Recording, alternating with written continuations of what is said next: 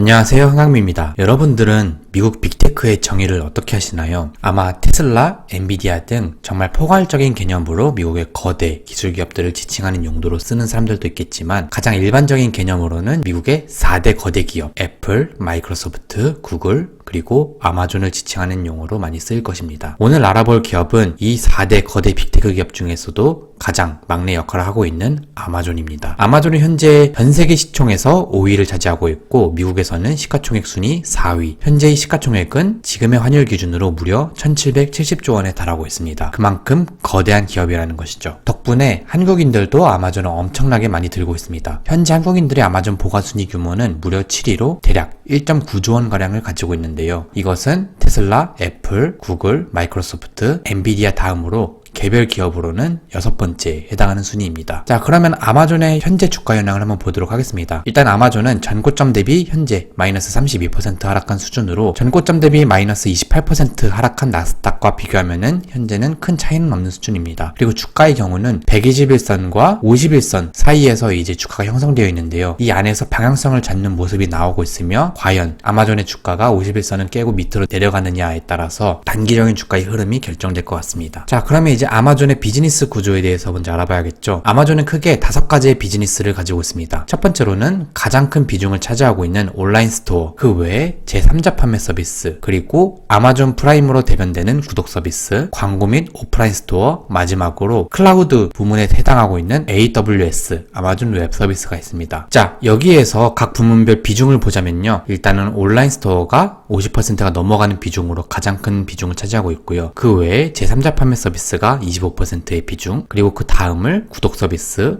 광고, 오프라인 스토어, 클라우드 부문이 이어가고 있습니다. 그런데 말이죠. 클라우드 같은 경우는 연간 단위 성장률이 매우 빠른 속도를 보이면서 앞으로 아마존에서 큰 역할을 하게 될 비즈니스 분야다라고 판단이 되고 있는 중입니다. 자, 아마존 같은 경우는 다른 빅테크 기업들과 달리 매출의 대부분이 북미 지역에서 나오고 있습니다. 그만큼 전 세계를 상대로 비즈니스를 하고 있는 애플과 구글, 마이크로소프트에 비해 아마존은 아직까지는 북미를 타겟팅으로 한 기업이라고 할 수 있는 것이죠. 북미 지역이 60%였던 반면에 글로벌 매출 비중은 아직 25%에 불과한 비중이며 그 외의 비중을 아마존 웹 서비스, 즉 클라우드 부분이 가지고 있습니다. 그만큼 아마존의 실적은 북미 지역과 클라우드 부문에서 어떠한 성적이 나오느냐에 따라서 크게 달라지기 마련이죠. 자, 아마존의 강력한 특징에 대해서 알아보자면 클라우드 부문에 있어서는 전 세계 점유율 1위를 기록하고 있다는 것입니다. 전체 클라우드 산업에서 아마존이 차지하고 있는 비중이 무려 34%나 되고 그 뒤를 마이크로소프트와 구글이 차지하고 있는데요. 이러한 아마존의 클라우드 점유율은 분기가 갈수록 계속해서 커지고 있는 상태이고 지금은 거의 전체 시장의 3분의 1을 차지하고 있는 상태입니다. 그만큼 아마존에서 이 AWS, 즉 클라우드 부분은 매우 핵심적인 비즈니스이며 클라우드 부문이 앞으로 아마존의 큰 역할을 할 것이고 아마존의 매출이 있어서 매우 큰 비중을 차지하게 될 것이라는 것을 알 수가 있죠. 그리고 또한 이 부문의 성장은 여전히 지속이 되고 있고요. 그와 함께 아마존의 주력 구독 서비스이자 OTT 서비스까지 진행하고 있는 아마존 프라임도 최근 들어가지고 빠르게 성장하는 중입니다. 최근에 아마존이 반지의 제왕 시리즈 드라마를 내놓은 것은 알고 있겠죠. 여기에는 무려 5천억 원의 비용이 투자되었다고 하는데요. 그만큼 많은 투자를 현재 이 아마존 주력 구독 서비스인 아마존 프라임에 넣고 있고 미국 시장에서의 OTT 서비스에서 아마존 프라임이 지금 3%의 비중을 가지면서 HBO와 디즈니 플러스보다 더 큰 점유율을 가지고 있는 상태입니다. 자, 그럼 아마존의 2분기 실적을 한번 알아보도록 하겠습니다. 우선 아마존 같은 경우 2분기 매출은 컨센서스보다 높게 나왔으나 EPS가 기대치보다 더 낮은 모습이 나왔습니다. 그러면서 지난 1분기에 이어 2개 분기 연속 어닝 미스가 발생하였죠. 그만큼 실적이 괜찮게 나왔던 작년과 달리 올해 1분기, 2분기 실적은 전체적으로 수익성이 나쁜 모습을 보이고 있습니다. 자, 그에 대한 가장 큰 원인은 역시 리비안이었습니다. 현재 아마존은 리비안 지분 17.3%를 보유하고 있는데요. 정말 아쉽게도 올해 내내 리비안의 주가가 계속해서 떨어지고 있죠. 그러면서 아마존이 가지고 있는 리비안 지분의 평가 손실이 이번 분기에만 무려 39억 달러가 발생하였고 이에 따라서 아마존의 순이익이 훨씬 더 줄어든 상태입니다. 거기에 더해서 북미보다는 해외에서 최근 부진하는 모습이 나오면서 해외 매출이 크게 줄어들었고 이에 따라서 수익성도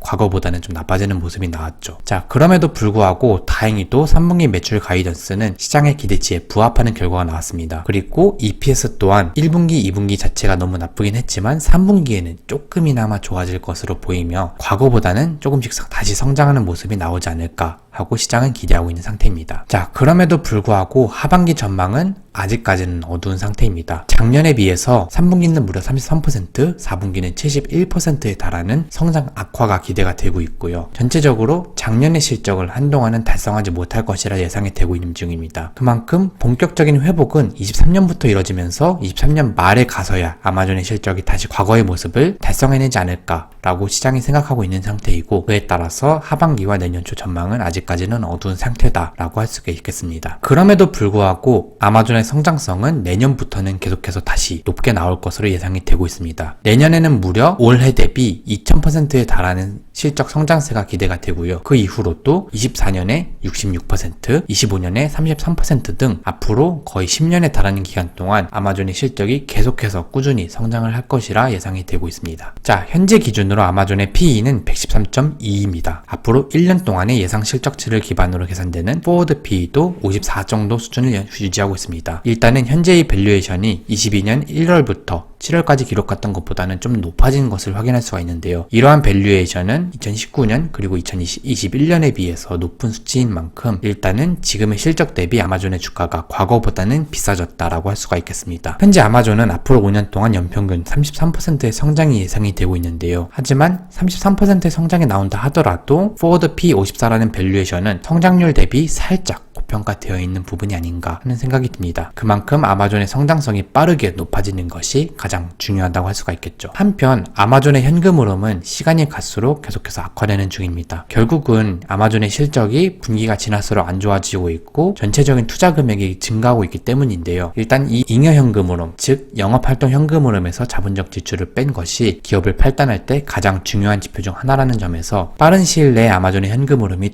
다시 좋아지는 모습이 나와야만 좀 시장이 안심을 할 수가 있을 것 같습니다. 현재 아마존에 대한 월가 기관들의 목표 주가는 $117 수준입니다. 총 39명 애널리스트가 이 기업을 커버링하고 있는데요. 그 중에서 38명이 매수 의견을 내놓고 있고, 목표 주가 기준으로 가장 높은 수치는 $270, 그리고 가장 낮은 수치는 $118에 해당하고 있습니다. 자, 그리고 이번 2분기 실적 발표가 있는 후에 많은 기관들이 아마존에 대한 목표 주가를 조금씩이라도 상향시키는 모습이 나왔는데요. 거의 과거와는 큰 차이가 없기 때문에 이제 주가에 큰 영향력을 끼치는 건 아니지만 그래도 시장이 우려했던 것보다는 2분기 실적이 나았고 하반기 전망이 그나마 조금은 나아졌다는 판단을 한 것이 아닐까 싶습니다. 가장 마지막에 이뤄졌던 목표 주가 변동은 8월 9일에 있었던 시티그룹으로, 이 시티그룹 같은 경우는 $185의 목표 주가를 설정하였죠. 그러면 이제 주주 현황에 대해서도 한번 살펴볼까요? 아마존 같은 경우 기관 비중이 59% 되고 개인 비중이 31%, 그리고 내부자 비중이 9.8%입니다. 일단 주요 대주주 현황을 보자면요. 제프 베조스, 즉 아마존의 창업자이자 과거 CEO였던 제프 베조스가 9.78%로 내부자 비중에서 거의 대부분을 차지하고 있고요. 그 외의 것들은 이제 우리가 잘 알고 있는 대형 자산 운용사들, 뱅가드, 블랙록, 스테이트 스트리트, FMR 등 이러한 기관들이 차지하고 있습니다. 자, 한편 올해 8월 들어가지고 아마존 같은 경우 다량의 내부자 매도가 발생하였는데요. 일단은 그 항목들을 볼 때 이는 정기적인 옵션 행사 후에 바로 주식을 매도한 것으로 확인이 되기 때문에 크게 우려스러운 부분이 보이진 않습니다. 그나마 조금 의미가 있던 부분을 찾아보자면은 월드와이드 아마존 스토어의 CEO를 담당하고 있는 사람이 8월 22일 7,400주를 팔으면서 약 13억에서 14억 원어치 주식을 판 것을 확인할 수가 있었는데요. 이번에 판매한 금액 자체가 크지도 않고 일단 이 사람이 가지고 있는 주식 수가 여전히 많이 남아있기 때문에 큰 우려 포인트로는 생각이 되지 않습니다. 자, 그럼 이제 마지막으로 아마존의 투자자 포지션도 한번 살펴봐야겠죠. 현재 아마존의 투자자 평균 평단가는 $128.65입니다. 지금의 주가가 $127.5라는 것을 감안할 때 현재의 종가보다는 살짝 높은 편에서 투자자들의 평균 포지션이 분포되어 있다고 볼 수가 있겠고요. 일단은 $120에서 $125의 가장 큰 매물대가 형성이 되어 있습니다. 그 외에도 $130 이상에도 꽤나 많은 주식 수량들이 몰려 있는데요. 전체적으로 매물대는 고르다 할 수 있으며 아직까지도 아마존에 대해서 물려있는 투자자도 많은 상황이다 라고 판단을 해볼 수가 있죠. 자, 이렇게 해서 아마존에 대한 간략한 리뷰를 하였는데요. 마지막으로 아마존에 대해서 제 한 줄 평을 남겨보자면은 단기적으로 성장성의 둔화가 아직까지는 예상되는 만큼 한동안 아마존의 주가는 좀 더 부진하지 않을까라는 생각이 들고 있습니다. 거기에 더해서 지금 금리 인상 기조라던가 미국 증시의 분위기 자체도 이제 빅테크 기업, 즉 아마존에게 유리한 환경이 만들어지지 않고 있죠. 그렇기 때문에 아마존에 투자를 한다면은 단기적으로 큰 수익을 노리고 하는 것보다는 최소 2년 이상의 긴 관점을 가지고 투자하는 것이 좋다는 생각입니다. 네, 이상으로 한강뷰였고 제 영상이 마음에 드셨다면은 좋아요와 구독 많이 부탁드리겠습니다. 감사합니다.